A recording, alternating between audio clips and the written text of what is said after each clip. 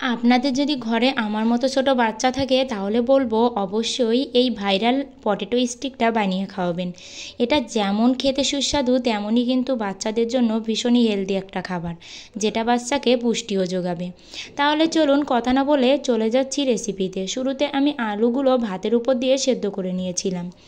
আর আলুগুলো ভুলেও কিন্তু আপনারা জলের ভিতর দিয়ে খোসা ছাড়িয়ে সেদ্ধ করবেন না, তাহলে কিন্তু একদমই নরম হয়ে যাবে, আপনারা কোনো শেপই আনতে পারবেন না।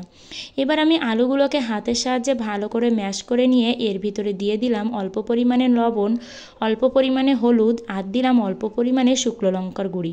যেহেতু আলুটা অনেক বেশি ছিল তাই কিন্তু আমি এখানে শুকনো লঙ্কাটা একটু বেশি পরিমাণেই দিলাম। আর আমার বাচ্চা যেহেতু ঝাল খেতে পারে তাই আমি এখানে ঝালের গুঁড়িটা ব্যবহার করলাম, আপনারা চাইলে ঝাল নাও দিতে পারেন।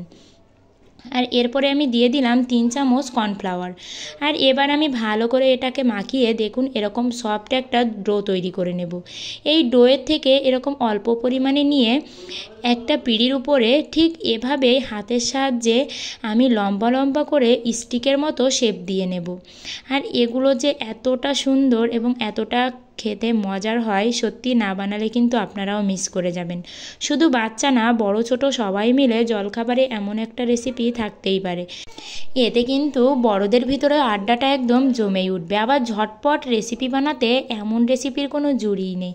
বাচ্চাদের টিফিন বক্সেও কিন্তু এমন পটেটো স্টিক দেওয়া যেতেই পারে। আবার বাচ্চাদের যে কোনো বায়নাতেও এভাবে আপনারা বানিয়ে দিতে পারেন। এবার আমি এভাবে স্টিকগুলো ভালো করে ডুবো তেলে ভাজি করে নেব। আর এগুলো একটু অল্প পরিমাণেই তেলে ছাড়বেন, তাহলে আর বেঁকে যাওয়ার সম্ভাবনা থাকবে না। আমি তো শুরুতে বেশি পরিমাণে ছেড়ে দিয়ে দেখি এটা বেঁকে চোখে ভাজি হয়ে যাচ্ছে। তবে সোজা সোজা স্টিকের মতো করতে চাইলে অল্প করেই ভাজি করে নেবেন। আর এখানে আমার প্রিয় বন্ধুদের বলতে চাই, আমার ভিডিওগুলো ভালো লাগলে অবশ্যই লাইক করবেন, কমেন্টে আপনাদের ব্যক্তিগত মতামত জানাবেন, আর আমার চ্যানেলটি সাবস্ক্রাইব করে পাশের ঘন্টাটি বাজিয়ে অল অপশানে সেট দিয়ে রাখবেন।